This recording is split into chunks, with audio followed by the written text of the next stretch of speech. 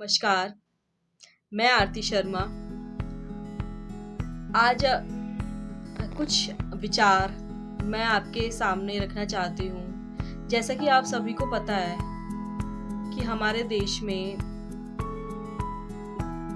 बहुत कम बच्चों को पता है, बहुत कम छोटे बच्चों को पता है कि गुड टच और बैड टच क्या होता है।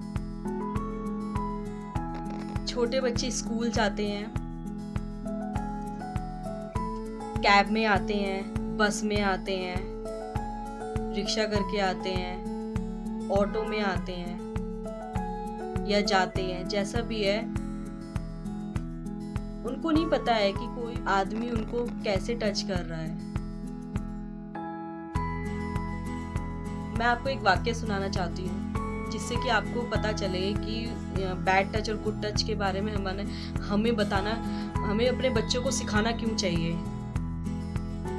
एक्चुअली जब मैं टीचर थी, मैं स्कूल में बच्चों को पढ़ाती थी, तो बच्चे छोटे ही होते हैं, उनको नहीं पता था कि गुड टच और बैड टच क्या होता है।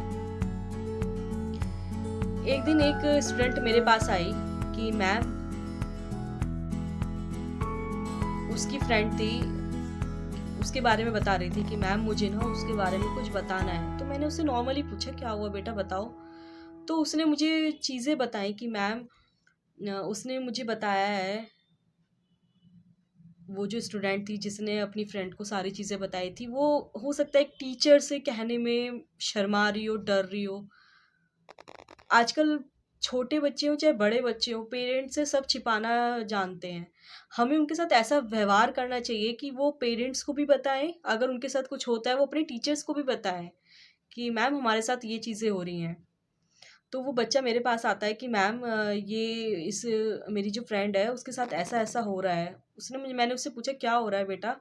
तो उसने बताया कि उनके घर में कोई किराएदार है, मम्मी पापा उनके दोनों वर्किंग थे।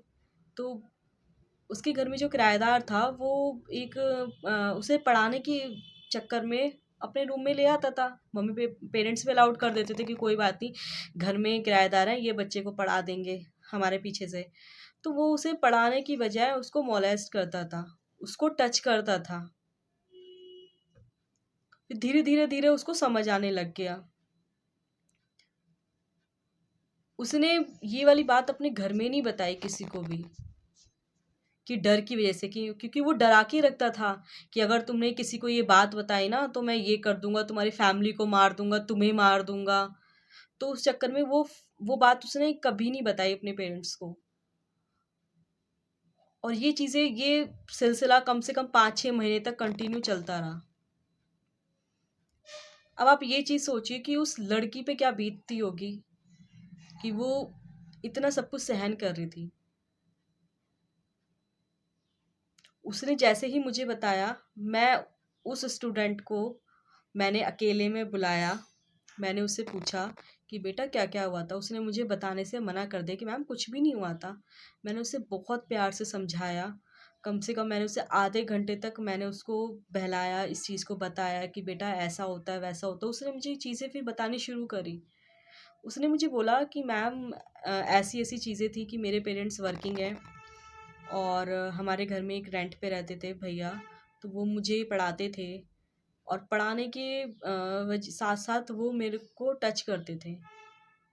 तो मुझे बड़ा गंदा फील होता था और मेरे को फिर ये बोलते थे कि अगर तुमने किसी को बताया तो मैं तुम्हारे पेरेंट्स को मार दूंगा, तुम्हें मार दूंगा। तो मैं इस चक्कर में मैंने अपने घर में किसी को नहीं बताया। मैंने तभी के तभी ये चीज़ प्रिंसिपल को बताई। प्रिंसिपल ने उनके पेरेंट्स को बुलाया, पेरेंट्स से मैंने बात करी। उसके पेरेंट्स ने उस बच्चे को बोला कि नहीं मैम ऐसा तो कुछ नहीं है, हमें होता तो हमें बताती है। तो मैंने उनको समझाया, उसके पेरेंट्स को, कि मैंने कहा अगर ये चीज़ हुई है तभी तो वो बता रही है, हो सकता है आपको डरती हो। उसने मुझे भी नहीं बताई ये वाली बात डायरेक्ट, उसने अपनी फ्रेंड से शेयर करी है, तब मुझे पता चली है। तभी के तभी उसके पेरेंट्स ने पुलिस को कॉल करी। पुलिस ने उस किराएदार को अरेस्ट किया या जो भी है, तब जाके ये कहानी का पता चला। तो मैं किसी को ब्लेम नहीं कर रही, ना ट्यूशन वाले को, ना बस कंडक्टर को, किसी को भी ब्लेम नहीं कर रही। बस मैं ये कहना चाहती हूँ कि आप हमें नहीं पता, हम घर से बाहर, हम एक बंदा घर में भी सेफ नहीं है, बच्चे घर में भी सेफ नहीं है, तो उनको गुड टच और बैड टच के बारे में पता होना चाहिए, कि जिससे कि वो पता होना चाहिए। और दूसरी बात एक और, अपने पेरेंट्स से इतना फ्रैंकली होना चाहिए कि अगर कोई भी ऐसी बात होती है तो अपने पेरेंट्स को बताएं। लड़की होती है, फादर को तो नहीं बता पाती, लेकिन मदर को तो बता सकती है। तो वही हमें उनके साथ ऐसा व्यवहार रखना चाहिए कि अगर कोई भी दिक्कत होती है तो उन्हें बताएं। और मैं आप सभी से ये कहना चाहूँगी कि मैं किसी को, देखो मैं अभी भी बोल रही हूँ, मैं किसी को ब्लेम नहीं कर रही हूँ इस चीज़ को लेके, लेकिन ना किसी ट्यूशन वाले को, ना बस कंडक्टर को, ना ड्राइवर को, ना कैब वाले को, किसी को भी ब्लेम नहीं कर रही हूँ। लेकिन आज के टाइम का कुछ नहीं पता है, हमें अपने आप को जागरूक करने की ज़्यादा ज़रूरत है। और अपने बच्चे को आप गुड टच और बैड टच के बारे में ज़रूर बताएं। Thank you.